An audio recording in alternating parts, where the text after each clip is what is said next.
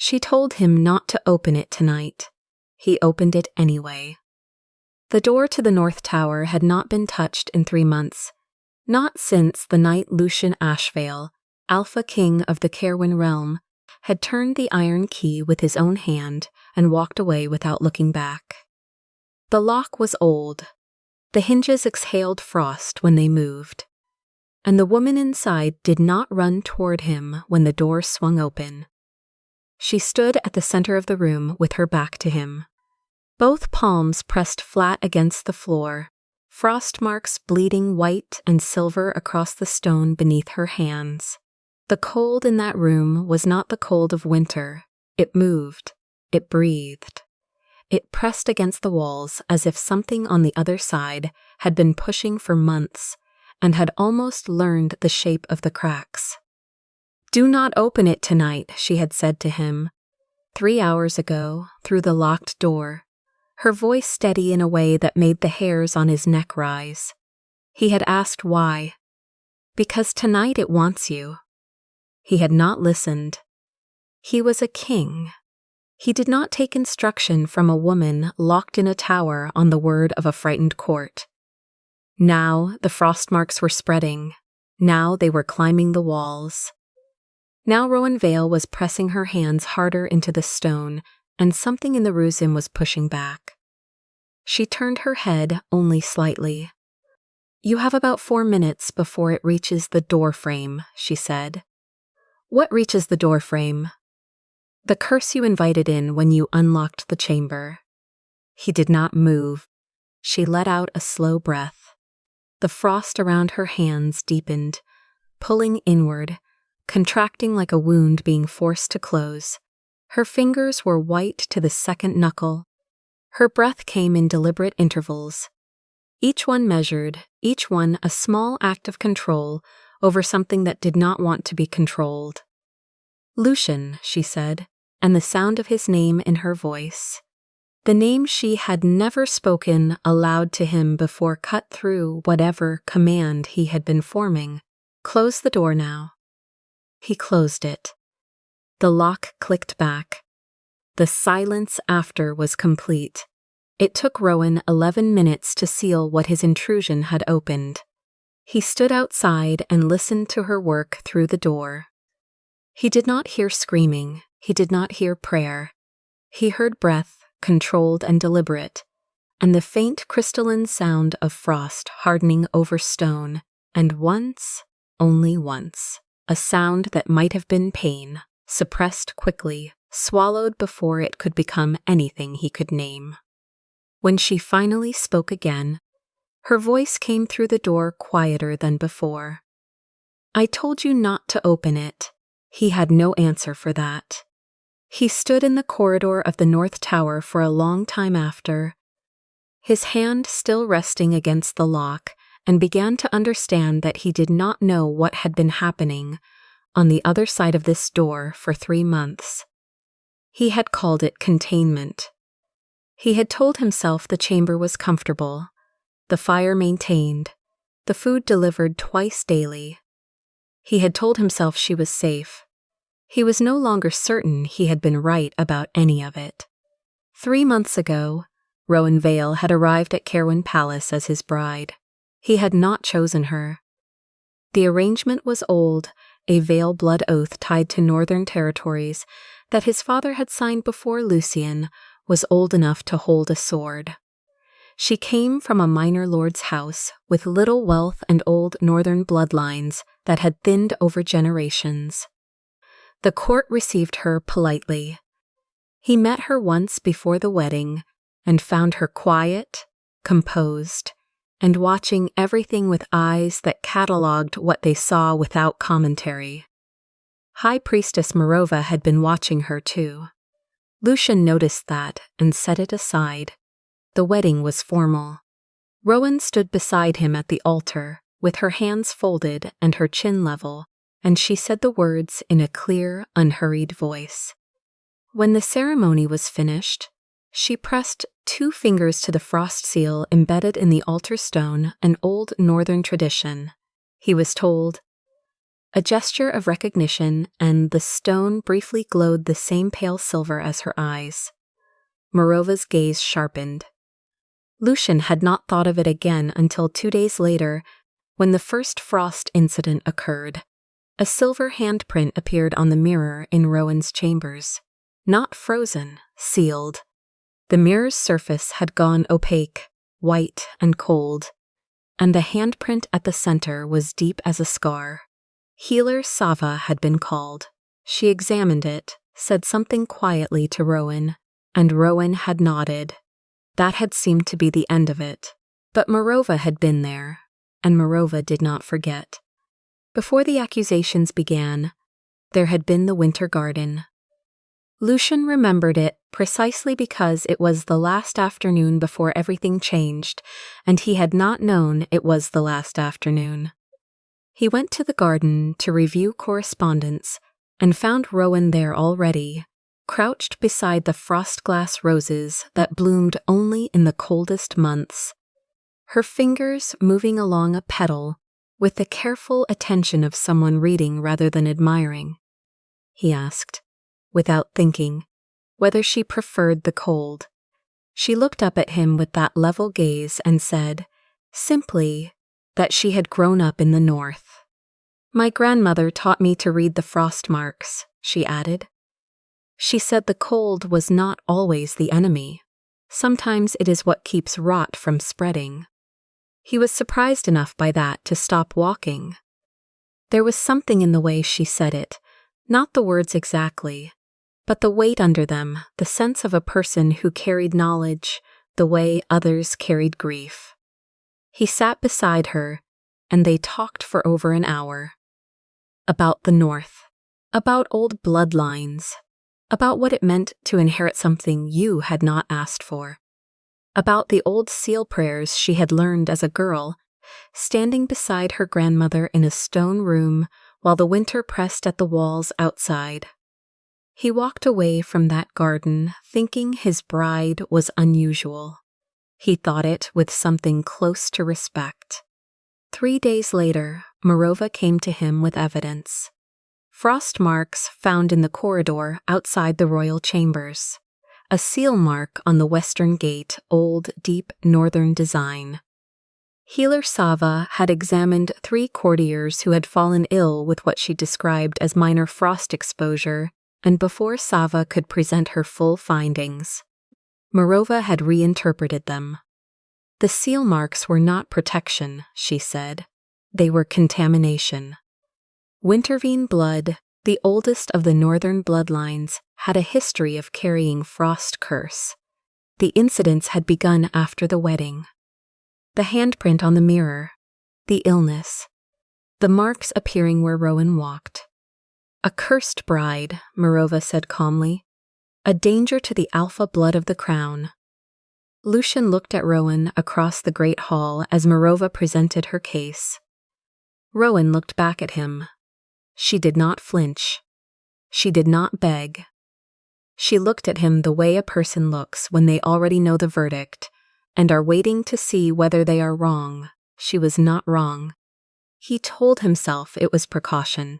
He told himself the curse trial law existed for exactly this: temporary containment, evidence gathering, protection of the realm. He told himself he could undo it once the truth was established. Lord Rowan Vale, her uncle, stood in the hall when the containment order was read. He kept his eyes low. He did not speak. He was a small lord from a cold territory with nothing to gain that was worth more than his standing with the crown, and everyone in that hall understood it. And no one said it aloud. Containment, Rowan said. When the guards came to escort her to the North Tower, she did not resist. She did not raise her voice. She looked at Lucian directly and said only, I expect you to do what you did before. Believe everyone but me. He had no answer for that either. The North Tower had been used for many things over the centuries: storage, exile. Once, during the old wars, a signal tower. It had not been designed as a prison, and Lucian had told himself that meant it was not a prison. He understood now, standing outside the locked door, that mercy does not need chains, and that a thing is not less a cage for being comfortable. Rowan slept. He did not know how he knew this, but the silence from her chamber eventually changed texture, the silence of exhaustion replacing the silence of controlled effort. He finally walked away. He did not sleep. In the morning, he began asking the questions he should have asked 3 months ago. Healer Sava was not difficult to find. She was in the lower clinic, and when Lucian arrived, she went very still in the way of a person braced for consequences. He told her he was not there to discipline her. He was there to hear what she had actually said about the mirror incident before Marova redirected the conversation. Sava was quiet for a long moment. Then she said that the handprint on the mirror was not contamination. It was a seal breach repair. Something had been pushing through the old palace mirrors, old curse residue, embedded in the Caerwyn stones for longer than anyone had acknowledged, and the Wintervein bride had closed it, quietly, without being asked, without telling anyone. She didn't want to alarm the court, Sava said. Lucian stared at her. She recognized it from northern mark reading, Sava continued. Her grandmother taught her the old seal prayers. The frost marks she left on the mirror were not contamination. They were a patch on a wound that had been bleeding for years before she arrived. A pause. When I tried to present this in the great hall, Marova interrupted and reframed my findings. I was told afterward that any testimony contradicting the priesthood's assessment of a cursed bride would be considered interference with a formal curse trial proceeding.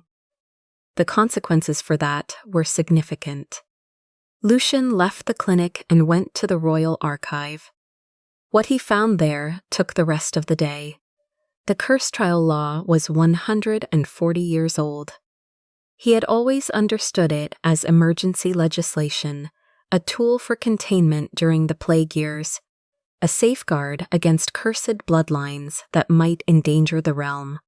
He had not looked closely at its origins or its usage record. The usage record was damning. Of the 19 documented applications of the curse trial law, 14 had been used against women. Of those 14, 11 were described as foreign-born, healer-trained, or from bloodlines with old northern or eastern ties. Of those 11, 9 had died during containment, not from the curse, from the containment. He found the oldest case at the back of the archive, filed under a reference number that had been deliberately obscured, a northern bride, an old Alpha line, a sick heir who had been dying of something no healer could name, a priesthood that had needed someone to blame. A woman who had come from the north with old blood and knowledge no one in the palace had ever thought to ask her to share. She had been locked in a tower, she had died there, and the curse she supposedly carried had continued moving through the palace for another 30 years before going dormant. Not in her, never in her. The curse had always lived in the crown's bloodline, in the lie used to cover an old Alpha's crime, a weak heir killed by his own father to prevent succession, and the blame pressed onto a dead foreign bride, whose family was too small to demand answer, a living seal. The archive's oldest notation said it plainly. The northern bride had been Wintervein blood, trained, capable of containing the curse the old crime had birthed.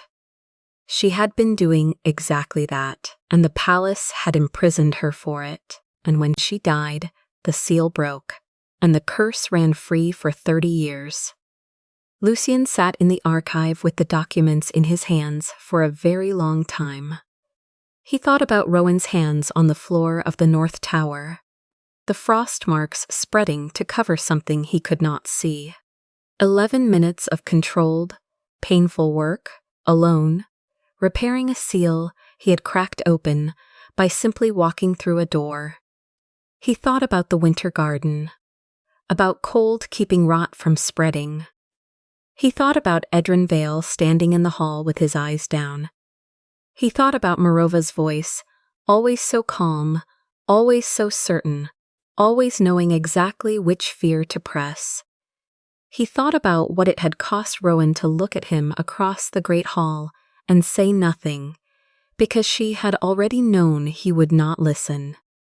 He thought about the North Tower's door, which he had approached 100 times in 3 months and had never once knocked on. He thought about mercy, about how the word felt different now, about how easily he had used it to avoid the harder word. He thought about the North, about a grandmother teaching a girl to read frost marks in a stone room while winter pressed at the walls, about knowledge passed woman to woman through 6 generations, because no one with the power to ask had ever bothered to ask. He closed the archive. He walked back across the palace, and for the first time in 3 months, he knocked on the door of the North Tower without a key in his hand. He went back to the North Tower.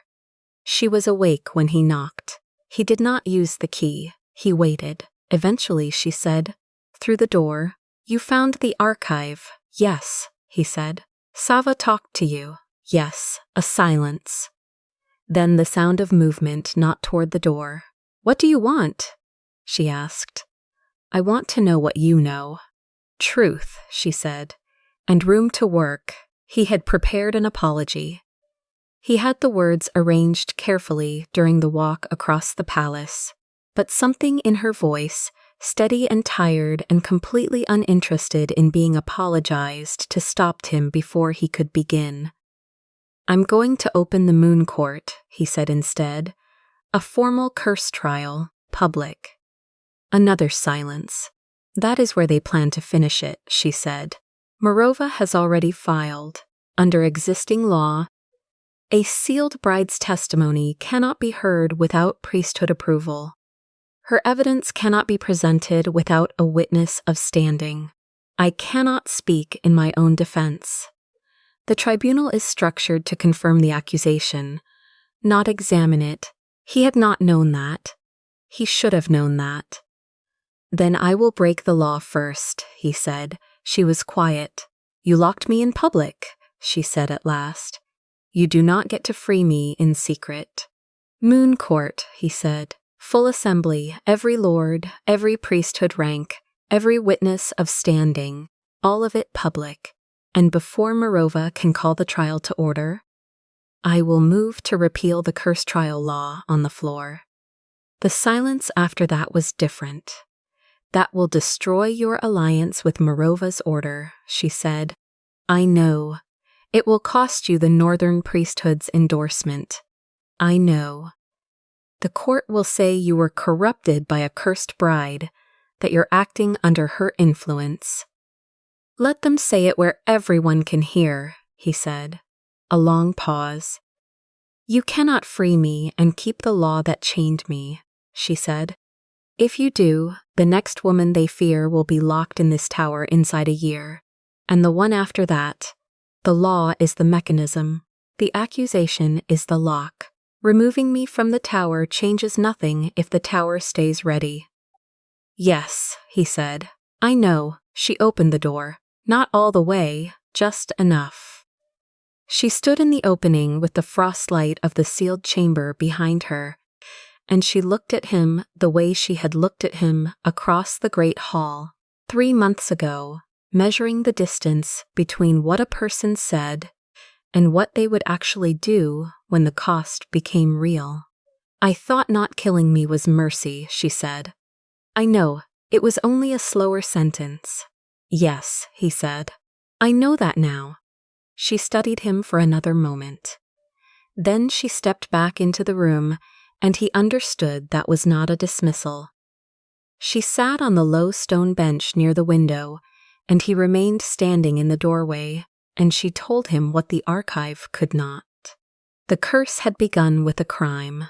An old Alpha, afraid of an heir too weak to hold the realm, had solved the problem quietly, and then needed someone to carry the blame. The northern bride was convenient. She was foreign. She was Wintervein.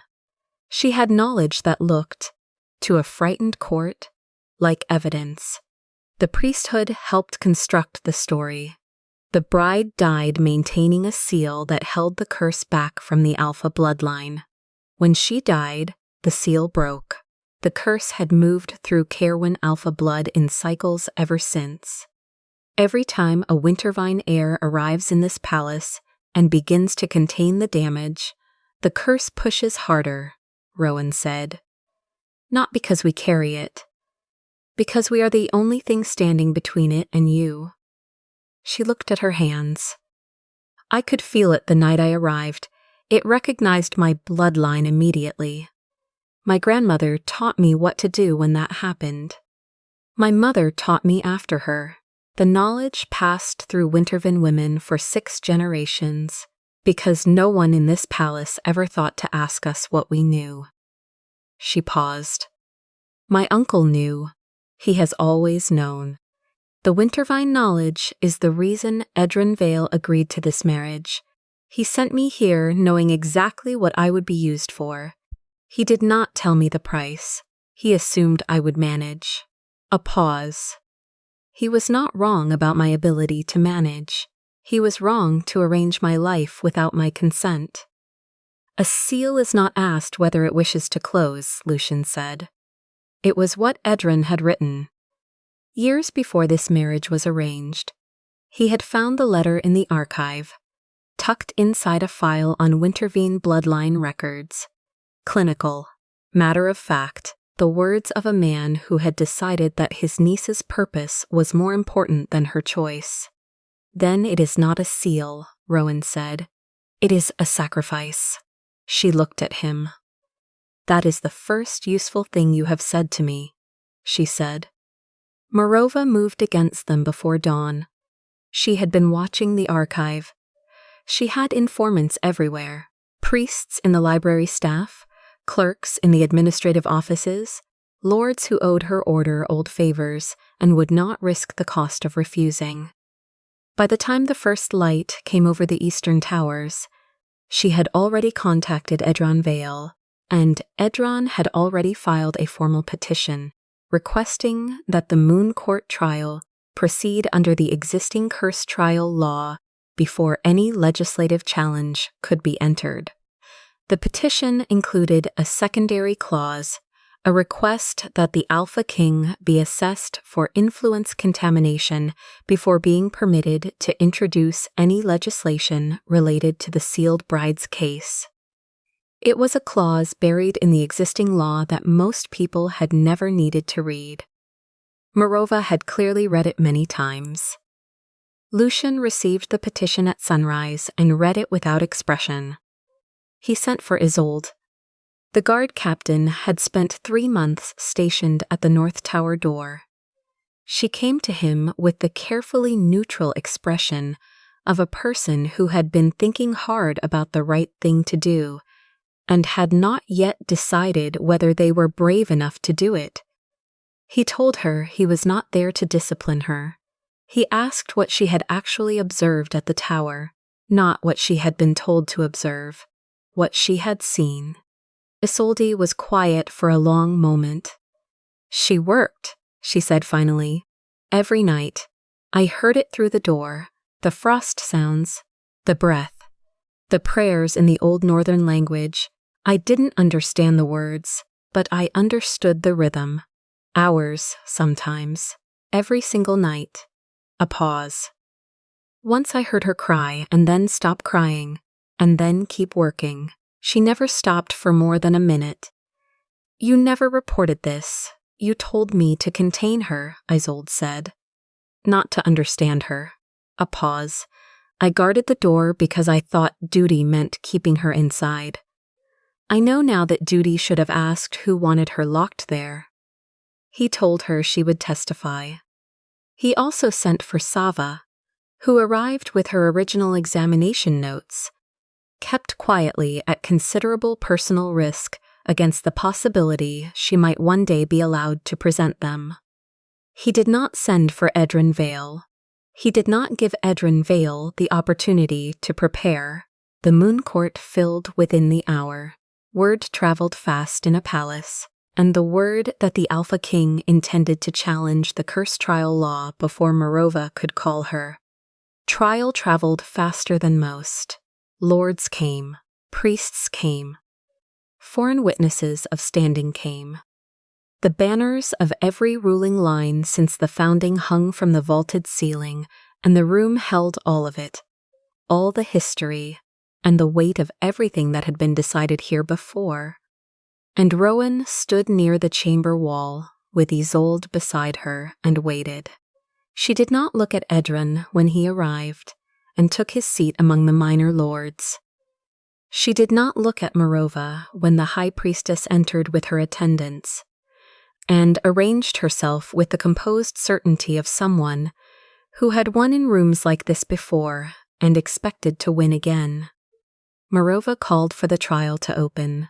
She had the procedural right under existing law, and she used it without hesitation, and she began calling witnesses, and she had the frost evidence prepared, and she had her reinterpretation of Sava's findings, annotated and ready, and she was moving through it all with the smooth efficiency of someone executing a plan that had been designed well in advance. Something happened to the air while Marova spoke. It began small, a tracery of frost along the base of the nearest pillar, thin, white, spreading the way water spreads across a flat floor. The witnesses nearest the walls noticed first and said nothing, unsure whether they had imagined it. But the frost kept coming, slow and deliberate. The banners stirred with no wind to move them. The great mirrors at the chamber's far end filmed over with white, the same white as the handprint. Rowan had left on the mirror in her chambers on her second night in the palace. The same white as 3 months of frost marks on the floor of the North Tower. The curse was listening. It knew what was being said in its name. It was pressing closer, the way it always pressed when a lie was being recited over a buried crime. Rowan stood near the wall and watched the frost move and said nothing. Lucian stood up. He was not supposed to speak until the priesthood completed its opening testimony. He stood up anyway, and the room knew immediately from the silence that followed that this was not a procedural interruption. "I locked Rowan Vale in the North Tower," he said. "No preamble, no formal frame, no explanation offered before the fact landed. I called chains mercy. I believed fear faster than truth. I let a law built on dead women decide the fate of the woman who was protecting me." The frost on the nearest pillar cracked. A long, clean fracture opened the stone from floor to cornice, and from inside it came a thin line of blue-white light, the color of a seal releasing, the color of frost marks under moonlight. Several lords stepped back. No one spoke. The moon court was very still. "The curse trial law has been applied 19 times in the history of this realm," he said. 9 of those women died during containment, not from the curse they were accused of carrying, from the law used to hold them. He set the archived documents on the chamber floor where they could be examined by any lord who wished to approach. "I am moving to repeal that law now, on this floor, before any further testimony proceeds." Marova's voice, when it came, was exactly as controlled as always. "The Alpha King is acting under influence," she said. "This is precisely the contamination the curse trial law was designed to prevent. A sealed bride's partner cannot introduce legislation challenging her case. The statute requires him to recuse." "Name the statute," Lucian said. She named it. "And who wrote it?" A pause. "The same order that wrote the curse trial law," he said, 140 years ago. in the months following the death of a northern bride whose name was deliberately removed from the public record. He turned to face the full court. Her name was Elara Voss. The silence that followed was a different kind of silence. She came from the Northern Voss family. She was Wintervein blood. She came to this palace as a bride, and she recognized a curse embedded in the Alpha bloodline, and she began quietly to contain it. This court imprisoned her for it. She died in that containment. The priesthood helped the old Alpha conceal the crime that had birthed the curse in the first place, and they wrote the curse trial law to ensure they could do it again whenever a woman with old knowledge made a frightened court uncomfortable. He invoked the first bride's voice. It was older than Marova's order. It was older than the curse trial law itself. It required the naming of an original victim and the reading of their recorded testimony in open court, and it could not be overridden by any priesthood procedure currently on the books, because the people who wrote those procedures had not known it existed. Rowan had found the reference in the obscured archive file. She had told him about it the night before. Elara Voss had been given very little time to write. What she wrote was brief. It named the crime, and the man who had committed it, and the priests who had helped him conceal it. It was read aloud into the Moon Court record for the first time in 140 years, and no one in the chamber spoke while Lucian read it. When he finished, Rowan stepped forward. She moved to the center of the floor. She waited, and then she spoke in the same clear, unhurried voice she had used at the wedding altar. "A seal that cannot choose is just another prison," she said. "I am Wintervein blood. I carry the capacity to hold what this palace has been generating for 140 years. I have been doing that work since the night I arrived, alone, in a locked room, under accusation because the alternative was letting it reach Alpha blood and killing people." Marova moved to interrupt.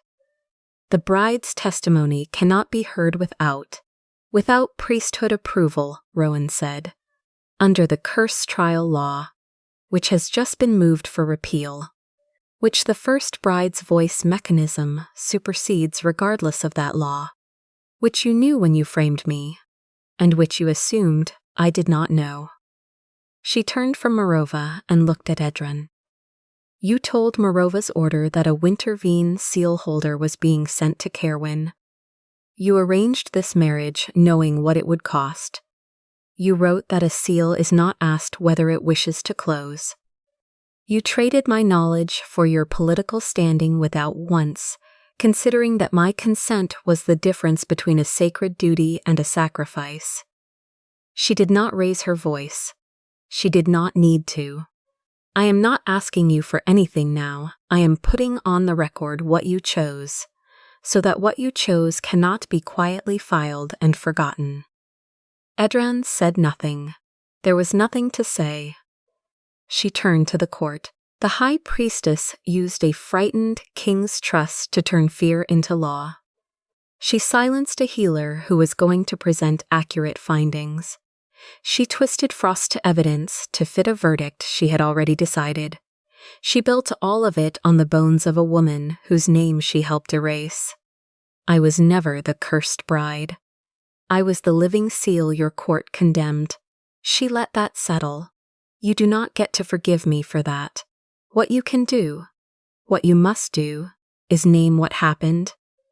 Overturn the law that allowed it, and make sure it cannot happen to the next woman who comes to this palace, carrying old knowledge that a frightened court does not understand." The debate over the repeal took longer than the speech. It was contested, parsed by legal scholars, challenged by Marova's attendants with every procedural tool available. Marova herself rose twice to speak, and both times her voice was as controlled as ever, and both times the frost on the chamber walls crept a little further up the stone while she did. She tried once more to call Rowan a sealed bride. "My name," Rowan said clearly, "is Rowan Vale." A court scribe repeated it, wrote it. The record was sealed. The archived documents were real. Sava's original testimony was entered into record. Isolde's witness account was heard. The first bride's voice had done what it was designed to do, placed the original crime on the official record in a way that could not be quietly buried again. The repeal passed. At the moment the final count was confirmed, the frost on the chamber pillars exhaled. Not an explosion, a release, slow and complete, the way a hand opens when it has been holding something too tightly for too long. The white film on the witness mirrors dissolved. The banners fell still, and the thin line of blue-white light in the cracked pillar faded. And the stone sealed itself, and the chamber was quiet in a way it had not been quiet since the day the curse trial law was first written into the books. Marova was stripped of her authority to preside over any curse-related proceeding pending formal inquiry. She accepted this with the expression of a person who had already calculated which pieces she could recover and which she could not. She withdrew before the final documentation was signed. The court let her go because there were larger things to finish, and because her accounting would come in due time, and because the woman she had tried to erase was still standing in the center of the floor. Lord Edrin Vale remained in his seat long after most of the other lords had filed out. He remained there until a court official approached him. He looked at Rowan once from across the hall. Rowan looked back at him. Neither of them spoke. His treaty authority was placed under review, pending the formal record of what his letter had contained. His name was in the archive now, beside his words. A seal is not asked whether it wishes to close, and beside that, entered that afternoon in Rowan's own hand. It is not a seal, it is a sacrifice. Both statements were on the record. Both would remain there. The law was gone. The testimony was sealed. The name Alara Voss would not be buried under an obscured reference number again. The curse broke at sunset. Rowan felt it, the way you feel a held breath finally release the long unwinding of something that had been braced for impact for a very long time. She was in the winter garden when it happened. She had gone there deliberately, to the place where frost glass roses bloomed, and the cold was honest and clean. And she stood among them and let the feeling move through her without trying to contain it. The curse did not end dramatically. It did not shatter. It simply stopped pushing. The wound in the palace stones that had been bleeding for 140 years sealed itself. Not because the sealing was forced, but because the truth that had kept it open was finally spoken in public, on the record, with witnesses who could not be silenced. She heard footsteps on the garden path and did not turn. He stopped a few feet behind her, and neither of them spoke, and the garden held the quiet of something that had been very loud and was now, for the first time in a long time, allowed to rest. "I was going to apologize," he said finally. "I know. You told me not to. I told you that you do not get to be grateful that I survived what you ordered," she said. "An apology is not the same as correction." A pause. "Where do I begin?" he asked. "Start with the next woman they would have locked away," she said. "Find out who she is before they find her. Change the process that would have made her the answer to someone else's fear." A silence. "I was going to ask where we begin," he said. "You and I." She turned then and looked at him in the garden light and thought about what it would take to build something real from what they had, which was not much. A conversation about frost, a locked door. 3 months of silence, a public reckoning that had cost him more than he expected and less than it had cost her. She thought about her grandmother's voice, about cold keeping rot from spreading, about the things worth preserving until the season changed and it was finally safe to let them grow. Not yet, she said. It was not a no. He heard the difference. I will not ask you to stand beside me until the law that chained you is gone from every court in the realm, he said. Not just repealed here, gone everywhere. That will take time, she said. Yes, I will be in the Winter Garden guest house, she said. I have work to do. The living seal protections need to be formalized, written down, given legal standing, made public so that the next Wintervein heir who comes to this palace is not treated as a weapon to be aimed or a threat to be contained. The archive needs to be searched for other buried names, and Sava needs to be reinstated with full authority and resources. All of that will be done, he said. I know, she said, because I will do it. He almost smiled. It was a small thing, quickly contained, but she saw it. And then, he said, she looked at the frost glass roses. The cold held the last of the setting sun suspended in the petals. Perfectly still. Then we will see what grows, she said. She did not ask him to leave. He did not ask to stay. They stood for a while in the particular quiet that comes after a long thing has finally been said, and the frost settled around them. And the first stars came out over the North Tower. From where she stood, she could see it clearly. She had spent 3 months inside it, 3 months pressing her hands against the floor, working alone in the cold, holding something enormous back from the man who had locked the door. He had locked his bride in the North Tower. He had not known she was guarding him from the curse. He had not known that what he called imprisonment was the only reason the realm still had an alpha blood to protect. Now he knew. Now everyone did. The tower had never been her prison. It had been the seal, and she had held it, and the holding had cost her, and the truth of it was on the record now, where it could not be buried again. The tower would not be a prison again. Within the season, it became an archive, a place where names were kept rather than buried, where the records of living seals and their choices were stored under witness seal and made accessible to anyone who asked, where Isolde trained a new generation of guards to question unlawful orders, where Sava ran her clinic from the lower rooms, treating the kinds of wounds that had always been blamed on the women trying to heal them. The key to the North Tower was placed under public witness seal in the Great Hall. Anyone could see it. Anyone could read the record of what it had locked and what that locking had cost. The first question the Reformed Tribunal asked, in every case that came before it, was always the same. Where is your evidence? And the court waited, and fear did not become law.